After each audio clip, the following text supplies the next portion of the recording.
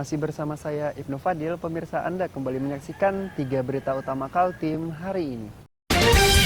Pawai menyemarakan HUT kemerdekaan ke-78 Republik Indonesia di Kalimantan Timur berlangsung di berbagai daerah.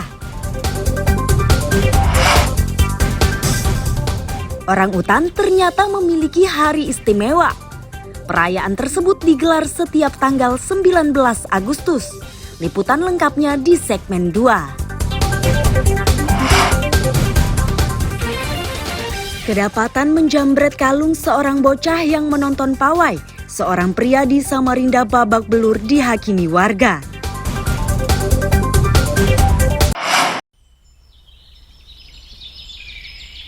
Inilah sebagian orang utan yang dirawat relawan Yayasan Borneo Orang Utan Survival atau BOS Samboja Lestari, Kutai Kartanegara.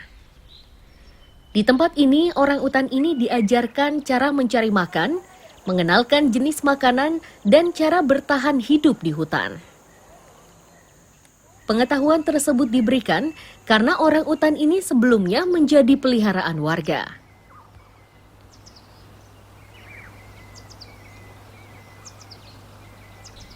Yayasan BOS juga meminta hutan yang ada saat ini tidak lagi dibabat agar orang utan memiliki tempat untuk berkembang biak. Ini disampaikan pengambil kebijakan atau CEO Yayasan BOS, Jamartin Sihite, saat perayaan Hari Orang Utan Internasional pada 19 Agustus 2023.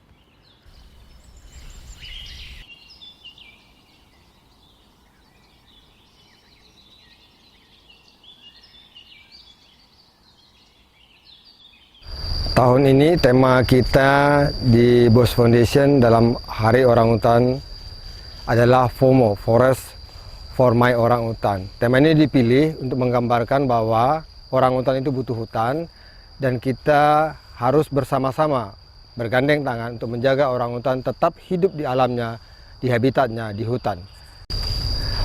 FOMO itu menggambarkan juga kemerdekaan buat orang hutan karena kita mau orang hutan itu hidup di alamnya, di habitatnya. Jadi kemerdekaan buat orang hutan adalah mereka bebas hidup di alamnya, mereka bebas hidup di habitatnya. Dan BOS Foundation bergerak dan bekerja bersama semua mitra untuk membuat orang hutan itu hidup di alamnya, di habitat alaminya. Siap, Kak. Orang utan yang masih direhabilitasi di Samboja Lestari berjumlah 126 ekor. Sedangkan orang utan yang sudah dilepas liarkan 515 ekor. Amir Hamzah dan tim liputan melaporkan dari Samboja, Kutai Kartanegara.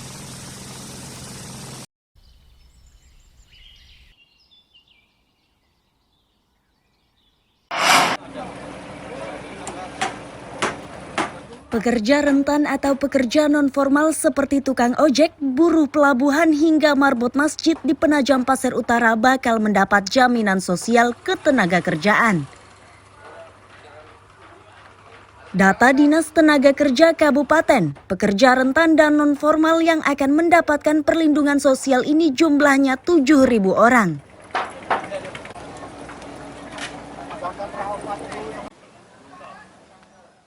Kuncoro, Kepala Dinas Tenaga Kerja Penajam Pasir Utara menyatakan dananya berasal dari pemerintah provinsi. Sedangkan tanggungan yang diberikan berupa kecelakaan kerja dan kematian.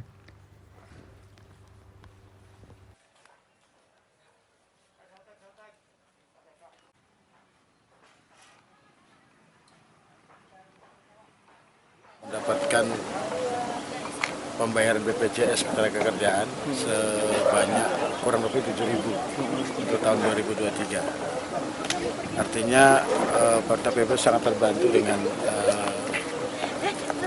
kondisi seperti ini. Jadi Pak Gubernur itu komitmennya luar biasa untuk membantu teman-teman tenaga kerja yang non formal yang meliputi marbot, motoris, kemudian ojek, petani, nelayan, pekerja buruh tani, kemudian sifatnya ya non formal. Yang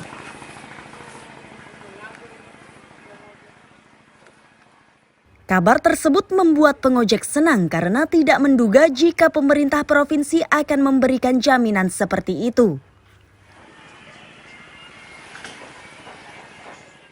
Ya kami bersyukur sekali ada perhatian dari pemerintah setempat, ya kan, untuk memperhatikan. Kalau kita ini kan lepas kan gimana ya, harus berusaha sendiri ya kan, berusaha sendiri. Kalau sakit ya harus ini biayanya sendiri. Dengan adanya program itu ya kami sangat berterima kasih dan program sangat bagus menurut kami. Jaminan sosial kepada pekerja rentan dan non-formal ini ditetapkan melalui Peraturan Gubernur Kaltim Nomor 19 Tahun 2023. Dana yang dimanfaatkan adalah APBD Provinsi dengan didukung APBD Kabupaten dan Kota.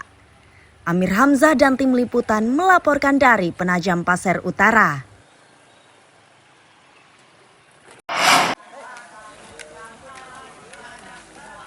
Seratusan anggota pramuka dari SMP dan SMA di kawasan Ibu Kota Negara Nusantara Sabtu sore mengikuti kemah konservasi di area perkemahan Bukit Bengkirai Samboja, Kutai Kartanegara.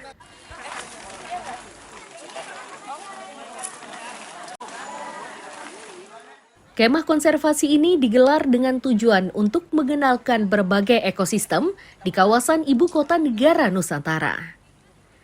Ini dimaksudkan agar pramuka semakin peduli terhadap lingkungan. Selanjutnya, sikap tersebut bisa berkembang di masyarakat.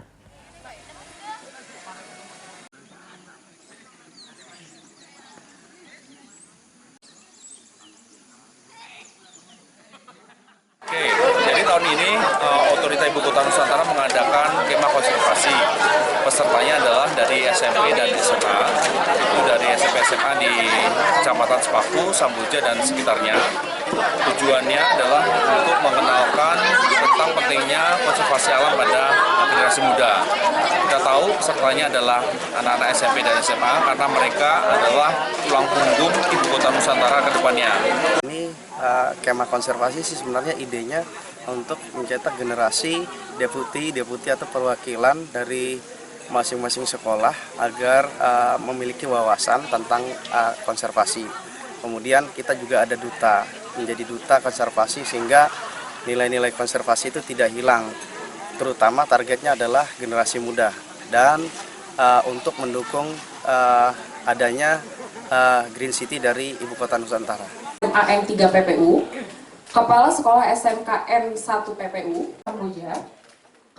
Bagi peserta, kemah konservasi merupakan pengalaman pertama.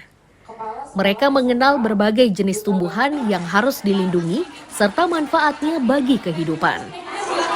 Nah, menurut saya itu penting Kak, karena kalau di sekolah-sekolah kan walaupun pendidikan gitu nggak ada lah secara langsung kayak gini. Materi yang diberikan apa aja sih?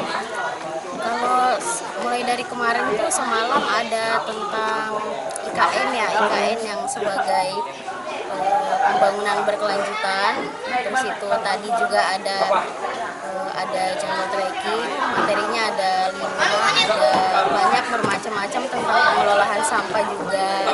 Ini baru pertama kali. Oke, perasaannya seperti apa bisa mengikuti kegiatan kemah konservasi ini? Perasaan saya itu mengikuti kegiatan kemah konservasi ini ya satu senang ya karena masih baru pertama ikut. Yang kedua itu kayak kita lebih mendapat wawasan yang luas gitu tentang kayak apa itu kayak satwa-satwa berutu hutan-hutan yang di pohon-pohon yang langka itu apa aja berutu dengan kekompakan antar kelompok sih itu yang saya dapatkan.